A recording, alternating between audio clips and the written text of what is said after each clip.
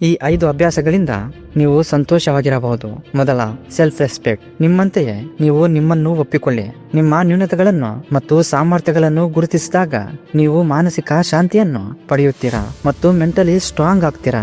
2, positive thinking. ಹೌದು, ಸಕಾರಾತ್ಮಕ ಆಲೋಚನೆ. ನೀವು ನಕಾರಾತ್ಮಕ ಆಲೋಚನೆಗಳನ್ನು ತಪ್ಪಿಸಿ ಮತ್ತು ಸಕಾರಾತ್ಮಕ ಆಲೋಚನೆಗಳೊಂದಿಗೆ ಜೀವನದ ಉತ್ತಮ ಅಂಶಗಳತ್ತ ಗಮನ ಹರಿಸಿ. ಸಕಾರಾತ್ಮಕ ಆಲೋಚನೆ ಸಂತೋಷವನ್ನು ಹೆಚ್ಚಿಸುತ್ತದೆ.